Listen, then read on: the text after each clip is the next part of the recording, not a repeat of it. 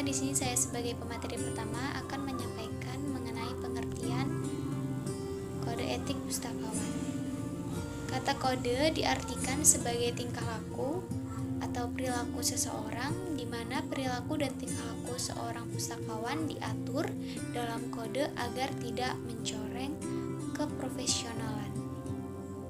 Sedangkan kata etik dimaknai sebagai gagasan umum yang mampu mempengaruhi sikap maupun perilaku seseorang, di mana secara umum etik mengatur moral atau prinsip perilaku pustakawan.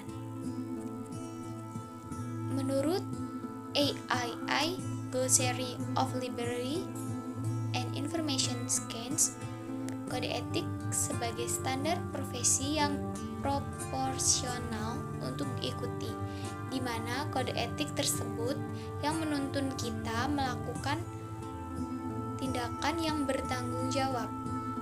Sedangkan menurut Undang-Undang Nomor 8 Tahun 1974, tingkah laku atau perbuatan pegawai sipil dalam menjalankan tugasnya wajib mengikuti aturan yang sudah berlaku. Kode etik pustakawan secara garis besar itu dapat diartikan sebagai aliran tingkah laku yang dibentuk oleh organisasi profesi. Pembuatan organisasi profesi ini bertujuan untuk menuntun anggotanya agar bersifat profesional. Secara umum, aturan kode etik ini ditulis secara lugas, tegas, dan tersistematis agar dapat dipahami oleh semua mahasiswa ataupun siswa.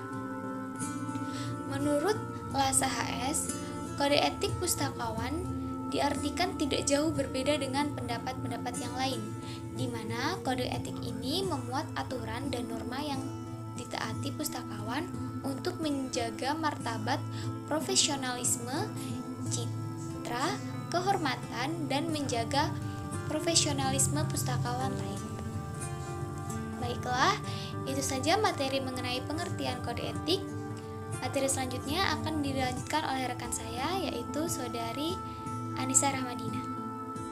Baiklah, selanjutnya saya Anissa Rahmadina akan melanjutkan materi tentang peran dan tanggung jawab kode etik perpustakaan. Kode etik perpustakaan secara garis besar itu menyantumkan bahwa kode etik ini sebagai panduan semua anggota Ikatan Pustakawan Indonesia tanpa terkecuali, di mana kode etik inilah yang akan mengantarkan perpustakawan bekerja secara maksimal dan penuh dengan rasa tanggung jawab. Menjadi seorang pustakawan tidak sekedar bekerja di instansi perpustakaan saja, tetapi juga dikatakan memiliki jiwa perpustakaan yang tinggi. Hal ini karena peran seorang pustakawan tidak sekedar melayani, tetapi juga totalitas bekerja untuk kepentingan pengguna, organisasi, profesi, dan masyarakat. Kode etik perpustakaan sesuai pada pasal 1 ayat 1-3 memaparkan bahwa perpustakawan Indonesia harus mahir dalam beberapa poin. Yang pertama yaitu berpedoman pada aturan tertulis dalam menyelenggarakan tugas profesi perpustakawan. Kedua yaitu memiliki landasan moral yang wajib dijunjung tinggi terhadap sesama masyarakat, negara, pengguna ataupun sesama pustakawan. Yang terakhir yaitu melaksanakan tugas atau tanggung jawab yang telah diamanahkan. Terima kasih. Di sini saya akan menjelaskan tujuan kode etik pustakawan. Dibuatnya kode etik pustakawan tentu saja tidak didirikan begitu saja. Pasti ada tujuannya. Maka dari itu, pada kesempatan kali ini, saya akan menjelaskan apa saja tujuan dari kode etik. Yang pertama, bertujuan untuk menjaga martabat dan menjaga moral profesi.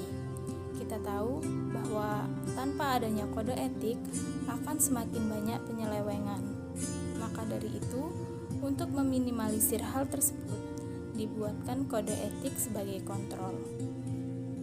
Kemudian yang kedua, berperan untuk memelihara hubungan anggota profesi pustakawan satu dengan yang lain. Yang ketiga, meningkatkan pengabdian anggota seprofesi. Yang keempat, meningkatkan mutu profesi. Tentu saja sangat penting sekali sebuah mutu. Mutu yang baik mendorong seseorang bisa lebih percaya diri, berlaku juga sebaliknya.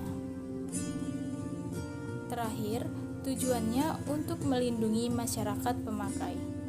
Seandainya tidak ada kode etik pustakawan, mungkin peluang penyalahgunaan profesi lebih besar, dan semakin banyak pula masyarakat menjadi korban penipuan.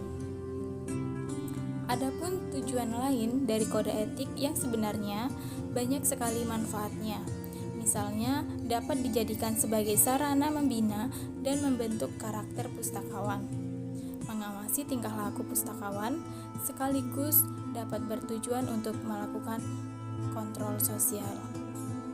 Termasuk pula memperhatikan bagaimana cara mencegah timbulnya kesalahpahaman dan konflik antar sesama anggota dengan masyarakat, sehingga perlahan juga akan menumbuhkan rasa kepercayaan masyarakat terhadap pustakaan. Baiklah, itu saja penjelasan dari saya tentang tujuan dari kode etik pustakawan. Materi yang selanjutnya akan dilanjutkan oleh rekan saya, Ranti Etika Sari. Di sini saya akan melanjutkan materi selanjutnya, yaitu kewajiban pustakawan terhadap kode etik. Kewajiban pustakawan terhadap kode etik diantaranya yang pertama yaitu kewajiban umum, seperti seorang pustakawan harus menghindarkan diri dari perbuatan yang bersifat memuji diri sendiri.